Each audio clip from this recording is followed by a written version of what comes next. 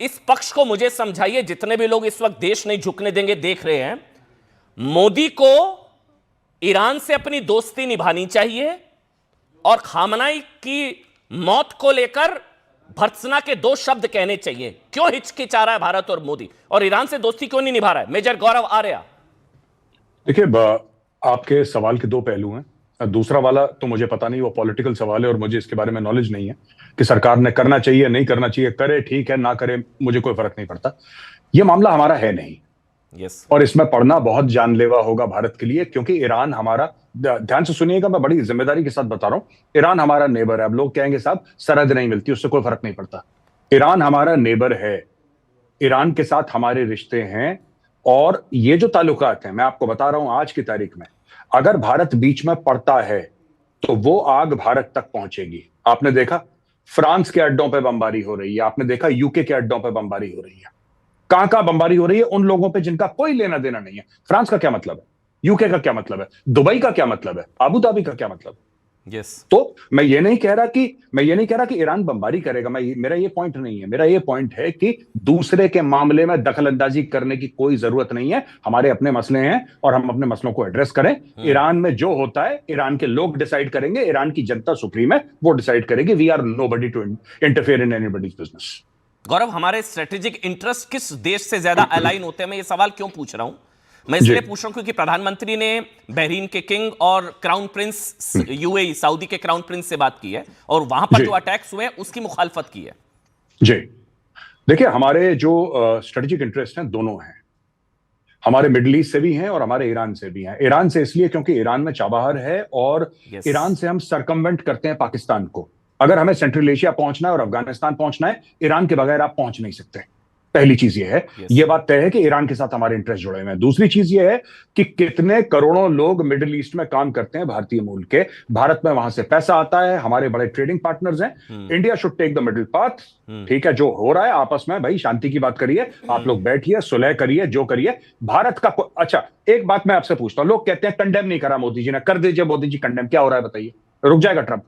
आप करिए कंडेम। आप सवेरे शाम 10 ट्वीट करिए कि मुझे बहुत बुरा लगा। आपको बुरा लगा तो उसको क्या फर्क पड़ेगा? उसको देखिए, वो जीने मरने की लड़ाई लड़ रहे हैं। सबसे पहले मैं ये समझना पड़ेगा कि वो जीने मरने की लड़ाई लड़ रहे हैं। वो क्यों मार रहे हैं सबको? 5 स्टार होटल में मिसाइल क्यों मार रहे हैं? वो ड्रोन क्यों मार रहे हैं? क्योंकि वो कह रहे हैं कि अगर हम डूबेंगे, हम तो डूबेंगे सनम, साथ में तुम्हें भी ले डूबेंगे। पूरा स्ट्रेट ऑफ हॉर्मुज उन्होंने ब्लॉक कर दिया। क्यों? क्योंकि वो इस नहज पे आ गए हैं। अब वो कह रहे हैं कि सब बर्बाद हो जाएंगे। और ईरान की सरकार जो भी बची कुची है, उसने बोला है कि Islamic revolutionary guard core is working independently. हमारा कोई लेना देना नहीं है, जिसका मन चाहे जहां मिसाइल मारे उसकी मर्जी। ये हालत हो गई है ईरान में। तो हम जितना दूर रहें साहब, हमारे लिए उतना बेहतर है। सोमैया जी, जितना दूर रहे भारत के लिए उतना अच्छा है, उतना जरूरी, उतना बेहतर। तो विपक्ष क्यों चाहता है कि भारत इसमें टांग अड़ाए? नहीं, बिल्कुल। देखिए, राजनीतिक और राजनीतिक तरीके से अगर गौर करे जाए तो मैं आर्या जी की पूरी बातों से सहमत हूँ कि उस जंग से हमारा डायरेक्टली लेना देना कोई नहीं है। लेकिन ये भी मानना होगा, वैसे मैं इस लड़ाई पे इस चीज से बिल्कुल भी वाकिफ नहीं हूँ कि कोई ये कहे कि इससे शिया मुसलमान हर्ट हुए हैं या शिया मुसलमानों के लिए गम का सबब है। ये पूरी दुनिया में जितनी आलम इस्लाम है और जो भी इस्लाम को पूरी तरह फॉलो करते हैं, वो कहीं ना कहीं उनको खामनेई जी की इस तरीके की मौत पर दुख हो रहा है और वो दुख जता रहे हैं। लेकिन यहाँ पर एक बात साफ तौर पर यह है कि दुनिया में ईरान के बाद मुझे लगता है दूसरा सबसे बड़ा मरकज अगर शियों का है तो वो लखनऊ में है। और अगर अभी आपकी, मैं इससे पहले सुन रही थी डिबेट शुरू होने से पहले, जब आप कह रहे थे कि वो क्यों वहां के लिए गम कर रहे हैं, तो मुझे लगता है कि किसी के गम को और इजहार गम को रोका नहीं जा सकता है। हाँ, ये बात जरूर है कि प्रधानमंत्री अपना ऊंचा नीचा देख लें और देश हित में सोच लें कि उनको कहां पर आवाज उठानी चाहिए, कहीं भी कहां नहीं उठानी चाहिए। और आर्य जी की एक बात और मेरी बिल्कुल समझ में आई, उन्होंने कहा कि क्या हमारे प्रधानमंत्री के कहने से क्या ट्रंप रुक जाएंगे? अरे, ट्रंप के कहने से प्रधानमंत्री जी रुक गए इंडिया पाकिस्तान की वॉर में।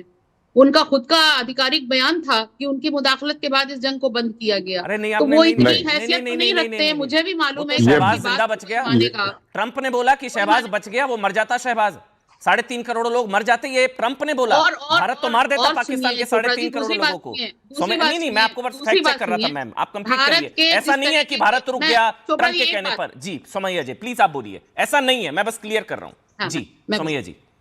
ठीक है, कोई बात नहीं। दूसरी चीज कि आपको क्या, हम सब लोगों को ये बात मालूम है कि बहुत अच्छे रिश्ते रहे हैं ईरान से, और पाकिस्तान और ईरान के कभी भी ताल्लुकात बहुत अच्छे नहीं रहे, ये आपको भी मालूम है और सब जानते हैं इस बात को लेकर के। तो हमारे दुश्मन का जो सबसे बड़ा दुश्मन है ईरान, तो कम से कम उससे थोड़ी बहुत दोस्ती निभाई जा सकती थी। और अगर वो नहीं कह रहे तो मैं प्रधानमंत्री की बात पर बिल्कुल भी मशकूक नहीं हो सकता है इसमें कोई बड़ी वजह हो, हमारे मुल्क की बेहतरी हो, वो नहीं इस तरीके का स्टेप उठाना चाह रहे हैं तो वो ना करें। अच्छा, दूसरी एक बात और भी समझ में आ रही है, लोग इस पर चर्चा कर रहे हैं, मैंने इस पर अभी गहन चर्चा नहीं की है। दोस्ती तो हमारी इजराइल से भी है। मैं जी, दोस्ती तो हमारी इजराइल से भी है।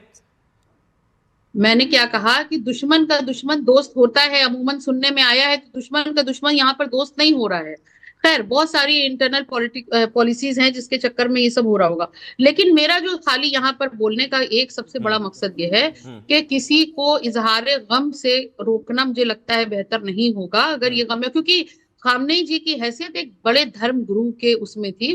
वो एक बहुत ही ऐसे व्यक्ति रहे हैं जिनको लोग सीधे सीधे एक तरीके से बहुत पूजनीय मानते हैं और उनके बताए हुए रास्तों पे, उनकी लिखी हुई बड़ी बड़ी किताबों पर लोग फॉलो करते हैं। तो वो गम का इजहार कर रहे हैं यहाँ पर। और बड़ी बात यह है कि इनको बिल्कुल भी सीधे शियों से ना जोड़ा जाए, वो किसी भी तबके के वो ठीक है, आपके विचार बिल्कुल आपके विचार हो सकते हैं, लेकिन ईरान में ही महसा अमनी भी हमने देखी है। उनके साथ क्या हुआ, हिजाब न पहनने की वजह से उनको गिरफ्तार किया गया, उसके बाद उनको मार दिया गया, वो मर गई। कई बेटियां जिनका बलात्कार हुआ और कई हजारों लोग मरे हैं। तो ऐसा नहीं है कि खामनेई जी के जैसे आपके विचार है पूजनीय वाले, वो ईरान में भी नहीं है उनके लिए। तो हर तरह के मिक्स विचार है। सुबुई, एक कमेंट आपका। सुबुई, एक कमेंट आपका। जी, वही मैं कह रहा हूं, वही एग्जैक्टली मैं भी वही कह रहा हूं। तो कुछ ईरान में भी जश्न मन रहा है उनके मरने पर। वो ईरान में लोग कह रहे हैं कि जालिम तानाशाह क्रूर कट्टरपंथी मर गया। वही मैं कह रहा हूं, ये लगता है कि जश्न मनाना चाहिए, उनके जश्न पर भी कोई रोक नहीं है, जश्न मनाए जिनको मनाना हो। आप भी मायूस है सुबुई? जी, आपका भी दिल दुख रहा है, कलेजा मुंह को आ रहा है? अमन, देखिए, मैं एक भारतीय मुसलमान हूँ। रमज़ान के महीने में होली भी मना रही हूँ, आराम से हम अपनी इबादत भी कर रहे हैं, अपने घर में सुरक्षित भी हैं, इफ्तार भी कर रहे हैं, सेलिब्रेटेड भी हैं और सिक्योर भी हैं। तो मेरे पास मातम मनाने का कोई कारण नहीं है, पहली चीज़। दूसरी बात, मैं पूरी जिम्मेदारी के साथ ही कहना चाहती हूँ कि देखिए, युद्ध और मृत्यु कभी भी किसी की मनाने वाली चीज़ नहीं है। जैसे अभी कहा सुमैया जी ने कि जो जश्न मना रहे हैं जश्न मनाए, मैं उस चीज़ का भी विरोध करती हूँ कि किसी की मौत पे या किसी भी देशों में, दो देशों में अगर युद्ध हो रहा है तो उसको सेलिब्रेट करने वाली कोई खुशी वाली चीज़ नहीं होनी चाहिए। और राष्ट्र जागरण अभियान के बिहाफ पे मैं ये भी कहना चाहती हूँ, ये भी हम जानते हैं कि अमेरिका पीठ पीछे वार करता है।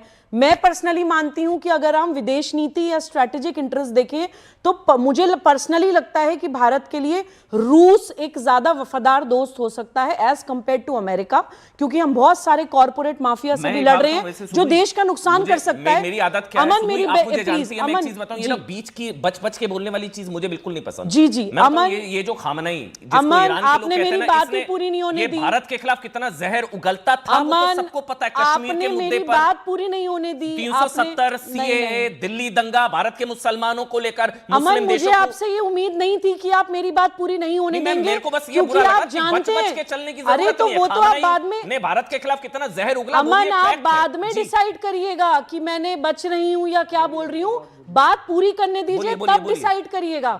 ये तो बहुत आपने, मतलब मुझे, I did not expect this because you know that I always take a rational stand. मैं कभी भी साइड्स लेने में बिलीव नहीं करती हूं, मैं फैक्चुअल सिचुएशन रखना चाहती हूं। अपनी बात बोलने के बाद मैं आगे, क्योंकि हमारी पर्सनल अंडरस्टैंडिंग के लिए भी हमें पता होना चाहिए। देखिए, कई बार चीजें कंप्लीटली ब्लैक या ग्रे नहीं होती, ब्लैक या व्हाइट नहीं होती, बहुत बार बीच में ग्रे चीजें होती हैं। कुछ सवाल हैं, कुछ पॉइंट्स हमें अपने आप से पूछने चाहिए। कुछ लोगों को लगता है कि ईरान जो है वो शियाओं का सपोर्टर था, तो सबसे बड़ा सवाल तो मेरे मन में आता है कि अगर शियाओं का सपोर्टर था तो पाकिस्तान में शियाओं को वाजिब कत्ल माना जाता था, पाकिस्तान में शियाओं की धज्जियां उड़ाई जाती थी। ईरान के लिए कितनी बड़ी चीज थी, जो देश अमेरिका से लड़ रहा है उसके लिए कितनी बड़ी चीज थी पाकिस्तान को मक्खी की तरह कुचल देना, लेकिन उसने कभी शियाओं के लिए पाकिस्तान के विरुद्ध स्टैंड नहीं लिया। जिन लोगों को लगता है कि ईरान मुस्लिम कंट्री है और सुन्नियों और सब लोगों का है, जैसे अभी सुमैया राणा जी ने बोला, तो भैया मिडिल ईस्ट में इतनी सारी कंट्रीज में इतने सारे आतंकवादी संगठन बना के मुसलमानों के ही चीथड़े क्यों उड़ा रहा था? लेबनान में हिजबुल्ला, गाजा में हमास, यमन में हुतीज, सीरिया और इराक में different kinds of terrorist organisations supported and backed by Iran. तो ना वो शिया सपोर्टर थे ना वो सुन्नी सपोर्टर थे, ये मैं पूरी जिम्मेदारी के साथ कह रही हूं। अगर आपको लगता है कि बहुत रैशनल थे, डेमोक्रेटिक थे, तो इजराइल की मौत के लिए रोज दुआएं क्यों मांगा करते थे? आप उनको हजरत अली से कंपेयर कर रहे हैं। लास्ट पॉइंट अमन, हाँ प्लीज, लास्ट पॉइंट। सुमैया जी ने कहा कि सबसे बड़ी संख्या लखनऊ में है शिया मुसलमानों की। अमन, मैं पूरी जिम्मेदारी के साथ कह रही हूँ कि ये जो सड़क पे शिया मुसलमान मातम कर रहे हैं ना, ये अयातुल्लाह अली खमैनी के लिए मातम नहीं कर रहे हैं। तो फिर इनकी एक सेकंड सुमैया जी, अमन मैं ऐसे डिबेट नहीं करती हूँ। I always have a logic, ठीक बोलिए, I always have a logic. जी ठीक है। जो शिया मुसलमान भारत में मातम कर रहे हैं वो अयातुल्लाह अली खमैनी के लिए नहीं कर रहे हैं। हाँ। उनके इमोशंस को, खमैनी की मौत को जोड़ दिया गया है हजरत अली से, हसन हुसैन से, और शिया तो हसन हुसैन के लिए, हजरत अली के लिए हमेशा ही मातम करते हैं। तो हमें भी ये क्लैरिटी होनी चाहिए कि ये पॉलिटिकल लोग हैं, इनको आप अपने इतने बड़े लीडर्स हजरत अली, इमाम हसन, इमाम हुसैन से कंपेयर कर रहे हैं। ये जो इमोशंस जोड़ दिए जाते हैं राजनीति करने के लिए, मैं कह रहा हूं पॉलिटिक्स अपार्ट, पॉलिटिक्स अपार्ट, मैं कह रहा हूं पॉलिटिक्स अपार्ट। गौरव, आर्मी इस पर्सपेक्टिव से, सिक्योरिटी पर्सपेक्टिव से ये तो फैक्ट है, चाहे 71 की जंग, चाहे ये ईरान ने तो इंदिरा गांधी को भी धोखा दिया, चाहे 71 की जंग, चाहे 65 की जंग। फैक्चुअली अगर मैं आपसे समझना चाहूं, tell me if I am wrong, चाहे 71 की जंग थी, चाहे 65 की जंग थी, ईरान ने तो धोखा दिया। और खामनेई का जो पर्सपेक्टिव था सीए दंगे के दौरान, या इसके अलावा जब दिल्ली में दंगे हुए थे, उसमें भारत के मुसलमानों को लेकर मुस्लिम देशों को इंटरफेयर करना चाहिए, ये तो सारे फैक्ट्स है ना। आप 71 की और बाद की बात छोड़िए, आपको पता है हमास आया था पाकिस्तान ऑक्यूपाइड कश्मीर में। यस। वो हमें, अगर किसी को लगता है कि बिना ईरान के आशीर्वाद के आया था तो बहुत बड़ी गलतफहमी है। मैंने ऑन रिकॉर्ड यह बोला है कि अगर ये रेजिम चली कि कश्मीर में आग लगा देंगे जिस दिन इनके पास न्यूक्लियर वेपन्स हो गए, इनके पास जिस दिन न्यूक्लियर वेपन हो गए, कश्मीर में आप आग बुझा नहीं पाएंगे, पूरे देश में आग लगाएंगे।